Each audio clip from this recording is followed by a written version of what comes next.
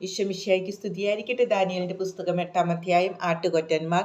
ബൽശാസർ രാജാവിന്റെ 3-ാം ഭരണവർഷം ദാനിയേലായ എനിക്ക് വീണ്ടും ഒരു ദർശനമുണ്ടായി. ദർശനത്തിൽ ഞാൻ കണ്ടു, ഞാൻ ഏലാം ദേശത്ത് തലസ്ഥാനമായ സൂസായിലായിരുന്നു. ഞാൻ ഉലായി നദിയുടെ കരയിൽ നിൽക്കുകയായിരുന്നു. ഞാൻ കണ്ണുകൾ ഉയർത്തി, ഇതാ ഒരു മുട്ടാട് നദീതീരത്ത് നിൽക്കുന്നു. അതിന് 2 വലിയ കൊമ്പുകളുണ്ടായിരുന്നു.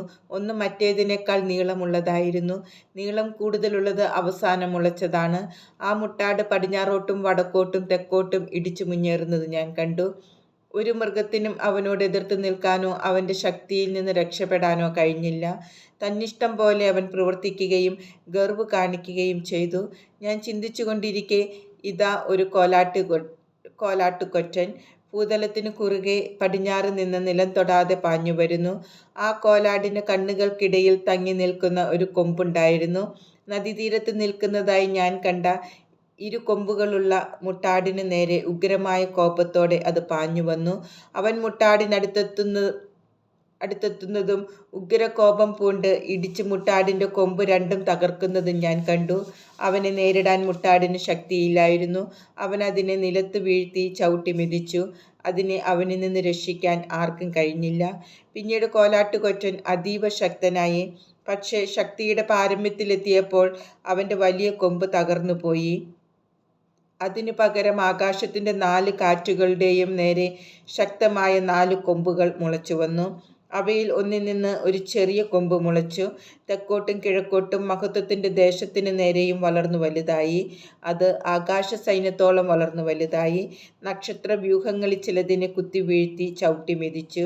അത് ആകാശ സൈന്യത്തിൻ്റെ അധിപനെ വെല്ലുവിളിക്കുക പോലും ചെയ്തു. അവിടുത്തെ നിരന്തര ദഹന ബലികൾ മുടക്കുകയും വിശുദ്ധ മന്ദിരത്തെ കീഴ്മേൽ മറിക്കുകയും ചെയ്തു. ജനം തങ്ങളുടെ പാപനിമിത്തം അവൻ്റെ പിടിയിലമർന്നു. നിരന്തര ദഹന ബലി മുടങ്ങി. സത്യം നിലത്ത് വലിച്ചെറിയപ്പെട്ടു. കൊമ്പാകട്ടെ അടിക്കടി വിജയം നേടി. അപ്പോൾ ഒരു പരിശുദ്ധൻ സംസാരിക്കുന്നത് ഞാൻ കേട്ടു. വേറൊരു പരിശുദ്ധൻ ആദ്യം സംസാരിച്ചവനോട് പറഞ്ഞു, നിരന്തര ദഹനബലിയെയും നാശം വിതയ്ക്കുന്ന പാപത്തെയും വിശുദ്ധ മന്ദിരവും സൈന്യവും കാൽക്കീഴിൽ ചവിട്ടി മെതിക്കപ്പെടുന്നതിനെയും കുറിച്ച് ദർശനത്തിൽ ഞാൻ കണ്ടത് എത്രത്തോളം നീണ്ടു നിൽക്കും?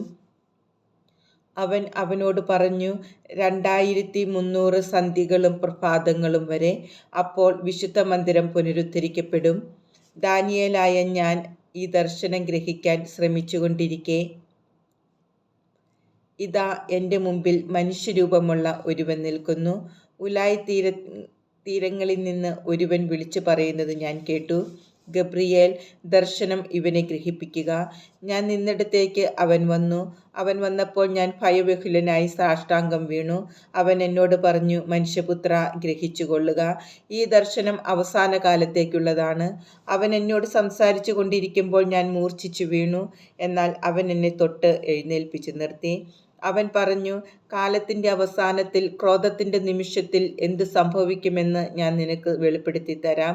യുഗാന്ത്യത്തെ സംബന്ധിക്കുന്നതാണ് ഇത്. 2 കൊമ്പുകളുള്ളതായി നീ കണ്ട മുട്ടാട് മേദിയയിലെയും പേർഷ്യയിലെയും രാജാക്കന്മാരാണ്. കോലാട്ടുകൊറ്റൻ യവന രാജാവാണ്. അവൻ്റെ കണ്ണുകൾക്കിടയിലുള്ള വലിയ കൊമ്പ് ആദ്യത്തെ രാജാവാണ്. തകർക്കപ്പെട്ട കൊമ്പിൻ്റെ സ്ഥാനത്ത് മറ്റു 4 മുളച്ചതുപോലെ അവൻ്റെ രാജ്യത്തു നിന്ന് 4 രാജ്യങ്ങൾ ഉദയം ചെയ്യും.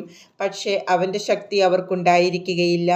അവരുടെ ഭരണത്തിൻ്റെ അവസാന ഘട്ടത്തിൽ പാപികളുടെ അതിക്രമം പൂർണ്ണരൂപം പ്രാപിക്കുമ്പോൾ ഉഗ്രഭാവമുള്ളവനും തന്ത്രശാലിയുമായ ഒരു രാജാവ് ഉയർന്നുവരും. അവൻ്റെ ശക്തി വലുതായിരിക്കും.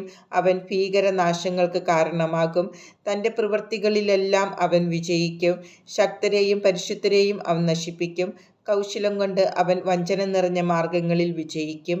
അവൻ അതിരറ്റ് അഹങ്കരിക്കും. മുന്നറിയിപ്പ് കൂടാതെ അവൻ അനേകരെ നശിപ്പിക്കും.